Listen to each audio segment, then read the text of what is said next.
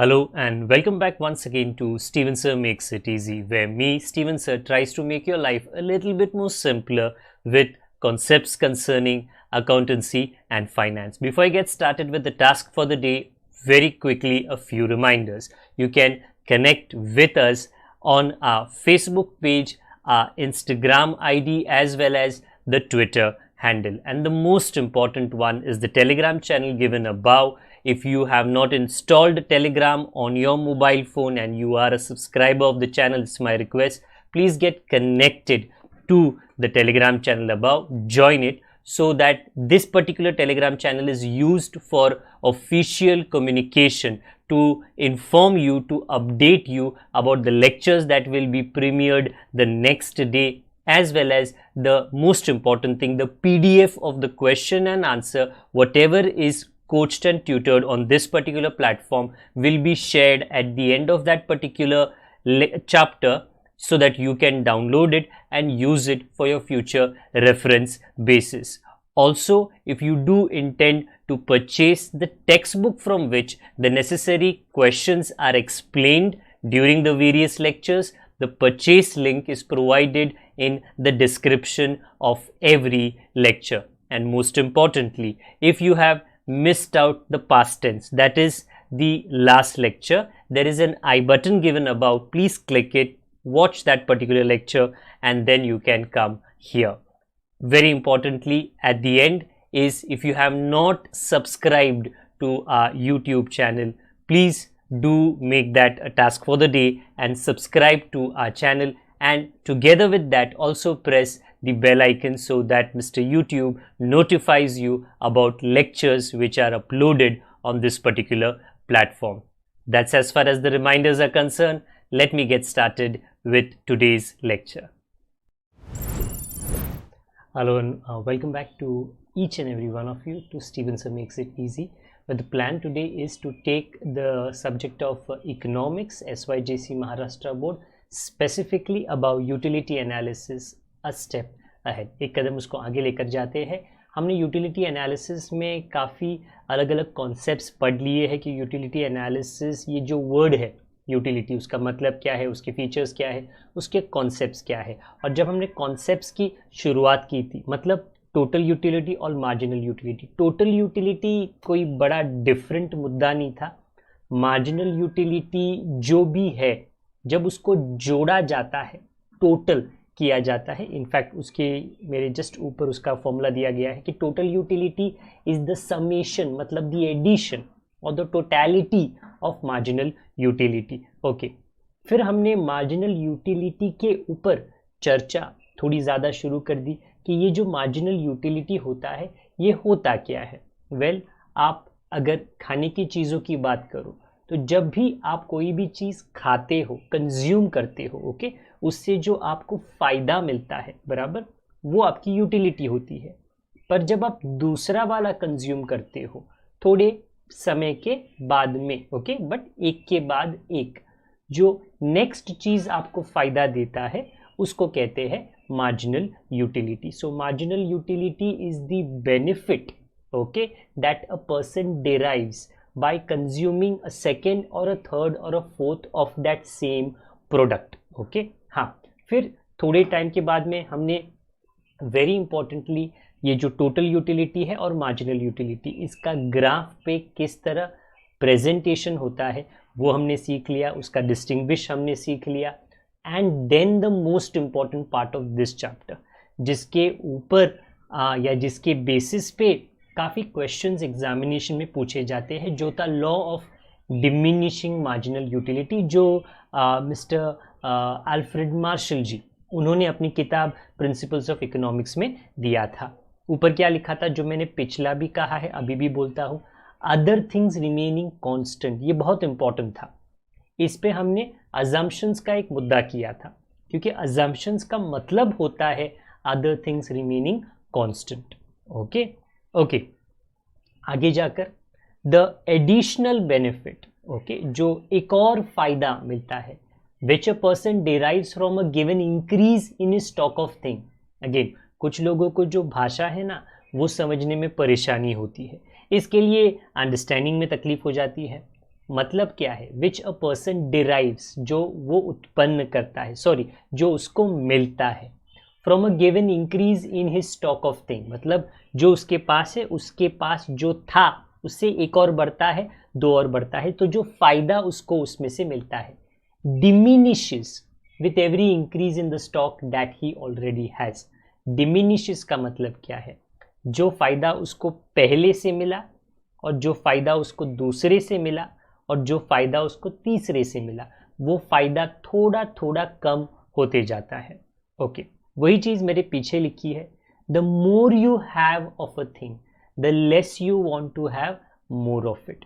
समझने में थोड़ी परेशानी होती है, मतलब क्या है, जो भी चीज आप, जितना ज्यादा आपको मिलता है उतना ही कम आप चाहते हो कि आपको वो ज्यादा मिले, क्योंकि मार्जिनल यूटिलिटी, उसका फायदा, वो जो अगला है और जो उसके बाद है, फायदा कम होते जाता है। अभी हमने इसके कुछ समय पहले depiction on the graph X axis Y axis marginal utility का हमने समझ लिया था।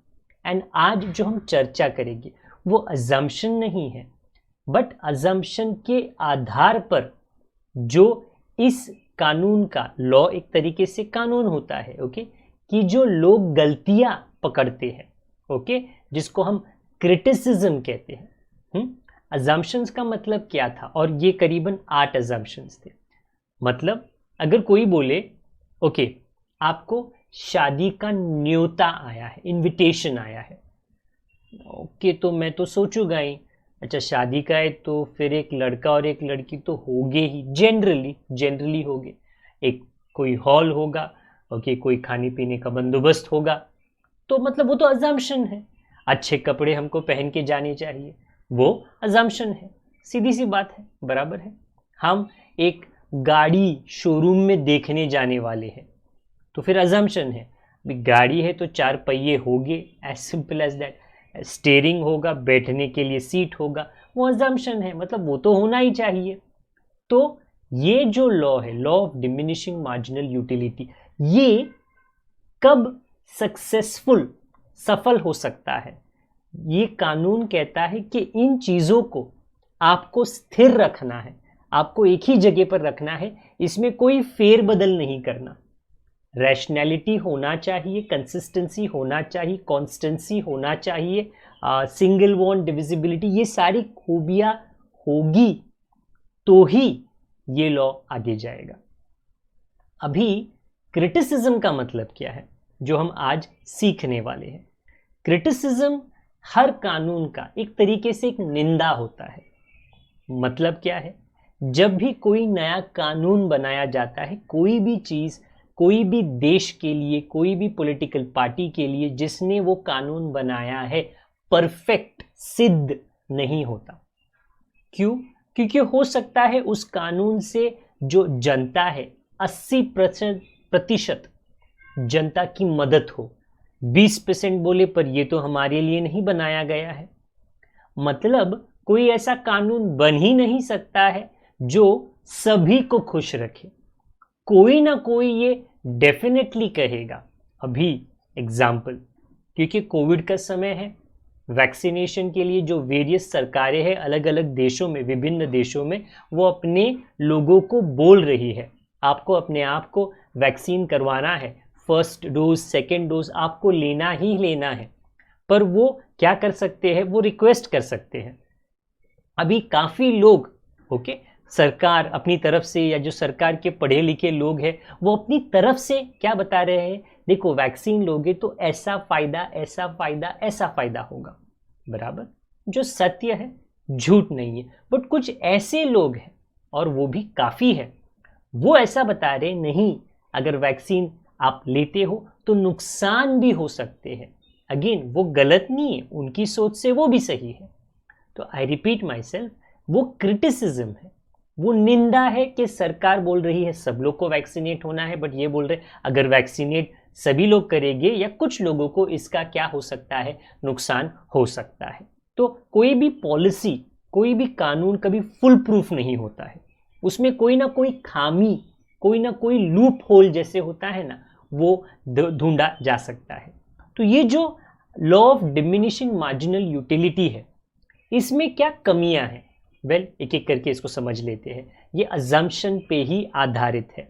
सबसे पहला जो मैंने बोला, अनरियलिस्टिक अजम्पशन। रियलिस्टिक का मतलब क्या है? चलो भाई, ये दुनिया में होता है, बट अनरियलिस्टिक का मतलब क्या है?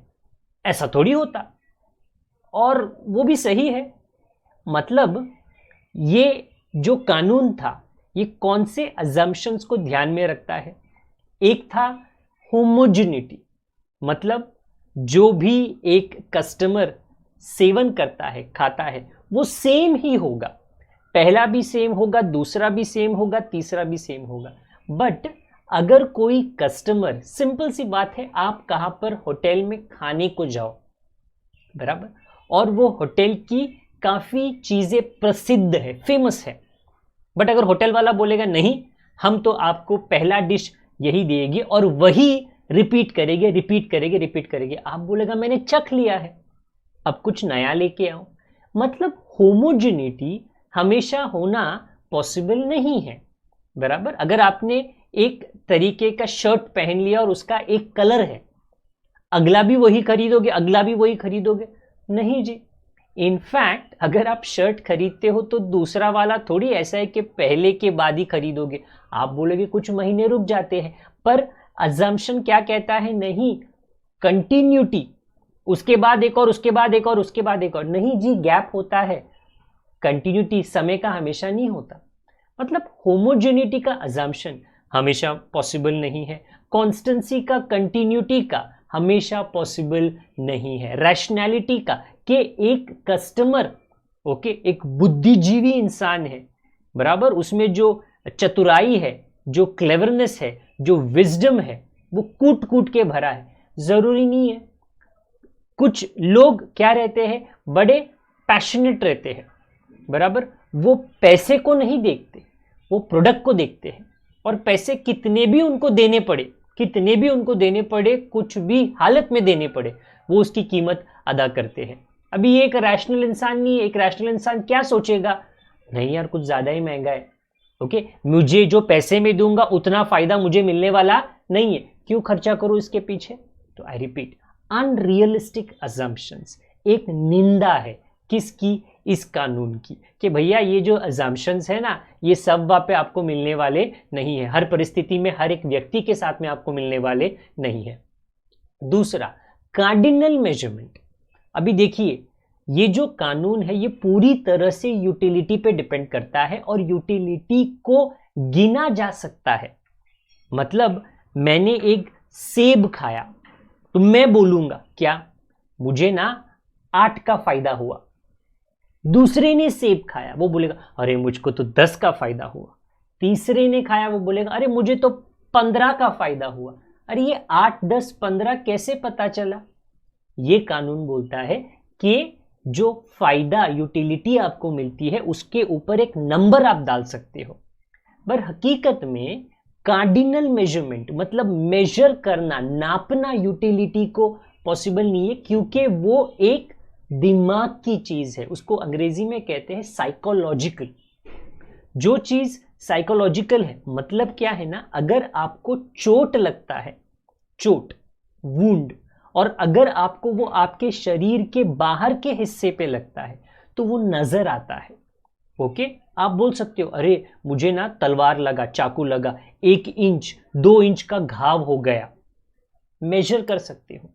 बट जो व्यक्ति डिप्रेस्ड है, डिप्रेस्ड है का मतलब है कि उसका मानसिक संतुलन सही नहीं है, ओके, वो टेंशन जो है, उसको परेशानी, चिंता यहां पर ज्यादा है, साइकोलॉजी उसको कहते हैं। तो वो बोल सकता है मुझे 2 इंच, मुझे 3 इंच का टेंशन है, नहीं बोल सकता वो। उसी तरह यूटिलिटी जो होती है, वो एक दिमाग की सोच है। कैसे आप उसके ऊपर कोई नंबर डाल सकते हो? तो ये एक निंदा है, ये एक क्रिटिसिज्म है इस कानून का। मतलब हर कानून, मैंने बोला, परफेक्ट नहीं होता है ना, तो यहां पर इस कानून को पकड़ा जाता है। इसके बाद में इनडिविजिबल गुड्स, क्योंकि डिविजिबिलिटी, ये कानून कहता है कि डिविजिबिलिटी होनी चाहिए। कोई भी चीज जो खरीदा जाता है, उसको छोटे छोटे हिस्सों में खरीदा जा सकता है। अभी फल फूल के लिए आप ये कर सकते हो, पर गाड़ी के लिए, टीवी के लिए, रेफ्रिजरेटर के लिए आप कैसे करोगे? ये तो डिविजिबल नहीं है। क्योंकि चलो भाई, हम लोग फ्रिज खरीदते हैं, आज एक दरवाजा, उसके बाद में एक दरवाजा, उसके बाद में कंप्रेसर, उसके बाद में ट्रे, ऐसा नहीं होगा ना। आप तो पूरा ही खरीदोगे और आप उसे एक बार खरीदोगे, आप उसको रिपीट नहीं करोगे, आप उसको में भी 10 साल के बाद में दूसरा खरीदोगे। गाड़ी के लिए भी कुछ ऐसे ही रह सकता है। मतलब ये जो चीजें हैं नहीं, इसमें डिविजिबिलिटी, हर प्रोडक्ट में डिविजिबिलिटी, उसका विभाजन होना, छोटा छोटा टुकड़ा पॉसिबल नहीं है। तो यहां पर भी कानून थोड़ा law of diminishing marginal utility मार खाता है। इसके बाद में constant marginal utility of money, इसका मतलब क्या था? बहुत इंपॉर्टेंट है, क्योंकि ये कानून ऐसा कहता था कि जब किसी को और पैसा मिलता है, 1 रुपया है, एक और मिला, तीसरा मिला, चौथा मिला, पांचवा मिला, उससे यूटिलिटी बढ़ती जाती है। हमने ये पिछली बार समझा था कि जो पैसा और आता है उससे यूटिलिटी बढ़ती जाती है। पर ये जरूरी नहीं है। कुछ ऐसी परिस्थितियां होती है, ऐसे सिचुएशंस होते हैं जहां पर लोगों के पास जो पैसा रहता है वो खुद उसे दे देते हैं, नहीं हमको रखना नहीं है। ऐसा क्यों या ऐसा कब हो सकता है? पूरी दुनिया में यूएस की जो करेंसी है, यूनाइटेड स्टेट्स ऑफ अमेरिका की जो करेंसी है, जो डॉलर है, बराबर, वो काफी प्रसिद्ध है और काफी विभिन्न देशों में, अलग अलग देशों में उसे यूटिलाइज किया जाता है। मतलब अगर मैं भारत देश में रहता हूं पर मैं अफ्रीका की कोई कंट्री में जाता हूं, हो सकता है कि वहां पर भारत देश का रुपया ना पहचाना जा सके, बट यूएस का डॉलर जरूर पहचाना जा सकता है। तो काफी लोग इस डॉलर को अपने पास रखते हैं क्योंकि उनका ऐसा सोचना है कि डॉलर पूरी दुनिया में ज्यादा ताकत रखता है, जो हाँ काफी समय पर गलत नहीं है। पर ऐसा भी परिस्थिति हो सकता है, सिचुएशन हो सकता है जहां पर डॉलर की कीमत, डॉलर का महत्व, इंपॉर्टेंस और वैल्यू पूरी दुनिया में हो सकता है कम हो जाता है, क्योंकि वो इकोनॉमी पे डिपेंड करता है। अगर यूएस की इकोनॉमी को चोट लगे तो उसका जो कीमत है वो कम होगा। तो जिन लोगों के पास ये डॉलर है वो बोलेगा मुझको नहीं रखना है, ले लो, बेच देते हैं। तो आई रिपीट माई सेल्फ, वो ज्यादा नहीं रखेंगे, वो अपना जो स्टॉक है, पैसे का स्टॉक, बराबर, उसको वो देंगे, क्योंकि उनको उससे यूटिलिटी उस समय पर मिलने वाली नहीं है। तो अगेन जो कांस्टेंट होता है मार्जिनल यूटिलिटी ऑफ मनी, नहीं, वो भी कम हो सकता है। उसके बाद में हमारा आखिर का मुद्दा क्रिटिसिज्म, सिंगल वांट, बराबर। आप में से आप खुद के बारे में सोच लीजिए, आपकी कोई भी पल, कोई भी क्षण, कोई भी मिनट जरूरत एक ही होती है? नहीं, नहीं, ऐसा बहुत मुश्किल है, बराबर। कुछ लोग जो इस संसार को त्याग देते हैं, है ना, क्या करते हैं, पूरी तरह से, और एक सन्यासी का जीवन जीते हैं, बराबर, हिमालय की चोटी में चले जाते हैं। तो उनका ऐसा कहना है कि अपनी जरूरतों को आपको कम करना है, अपनी जरूरतों को आपको गिना चुना रखना है, तो आप खुश रहोगे। अभी सन्यासी कितने लोग बनते हैं? गिने चुने। बाकी के लोग तो इस पूरे संसार में व्यस्त है, बिजी है। क्यों? कमाने में बिजी है, पैसे को जमा करने में बिजी है। क्यों? क्योंकि उनकी जरूरतें, उनकी परिवार की जरूरतें बढ़ती जाती है, इंक्रीज होती रहती है, तो वो बिजी है। एक पल पे एक जरूरत नहीं, मेरे खुद की 5 जरूरतें बोलेगा, मेरी पत्नी, मेरे बच्चे, सबकी जरूरतें इतनी है। एक टाइम पे एक इंसान को एक ही जरूरत होगी। वांट जरूरी नहीं है, वो नॉर्मली मल्टीपल होता है। तो ये है क्रिटिसिज्म, ओके, कि ये जो कानून है, ये जो लॉ है, कि भाई इसमें क्या, एक तरफ से अगर आप सोचे, क्या खराबियां होती है। ओके, अब ये जो चीज है, 5 मुद्दे क्रिटिसिज्म के, law of diminishing marginal utility का, आप किस तरह याद रखोगे? अगर मैं एक चीज पूछूं आपसे, ये पूरे संसार में एक ऐसी भाषा जो सबको, क्या कहते हैं, समझ आता है, सबको दिलासा मिलता है, शांति मिलती है उसके वजह से, वो अंग्रेजी भाषा नहीं है। क्योंकि अंग्रेजी यूरोप के काफी कंट्रीज में भी, अफ्रीका के काफी कंट्रीज में भी बिल्कुल नहीं बोला जाता। एक ऐसी भाषा जो सबको समझ में आता है और जो जैसे ही वो सुनता है शांति मिलती है, वो संगीत की भाषा है, म्यूजिक की भाषा है। Music, MUSIC। मैंने हाल ही में इंस्टाग्राम पे काफ़ी रील्स फेमस होते हैं, हम तो बनाते नहीं हैं, पर हाल ही में मैंने एक रील जिसमें एक श्रीलंकन गाना, अभी श्रीलंका में मुझे लगता है तमिल भाषा का इस्तेमाल होता है, वो हमें समझ में नहीं आता, पर वो गाना काफ़ी हिट है।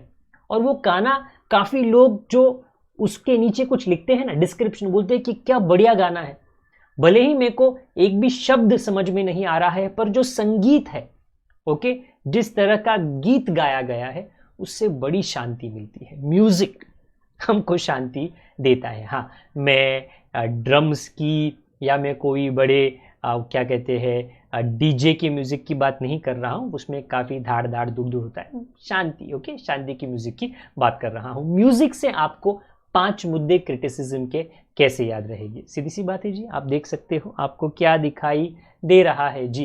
के एम से आता है constant marginal utility of money, you से आता है अनरियलिस्टिक अजम्पशन, एस से आता है सिंगल वांट जो नॉर्मली होता नहीं है, इंडिविजिबल गुड्स, और लास्ट के सी से आता है कार्डिनल मेजरमेंट। तो भैया म्यूजिक अगर आपको याद रखना है, याद रखोगे तो ऑटोमेटिकली आपको criticism of the law of diminishing marginal utility भी याद रहेगा। आई होप ये जो वर्ड है हमने यूज़ किया है उससे आपको मदद होगी law of diminishing marginal utility के क्रिटिसिज्म्स को याद रखने में। और अगर ये आपकी मदद करता है तो क्यों ना दूसरों की मदद आप करो, ये लेक्चर का लिंक दूसरों के साथ में शेयर करके, और इस चैनल के ऊपर जो अकाउंटेंसी, जो एसपी, जो उसी के लेक्चर रहते हैं वो भी आप दूसरों के साथ में बांटो, ताकि ये पूरे प्रांत में, ये पूरे महाराष्ट्र स्टेट में सभी बच्चे जो है, खास करके जिनको परेशानी है, हो सकता है माता पिता को परेशानी है, हो सकता है घर के अंदर किसी भी तरह की फाइनेंशियल डिफिकल्टी है, एटलीस्ट ये जो लेक्चर्स यहाँ पर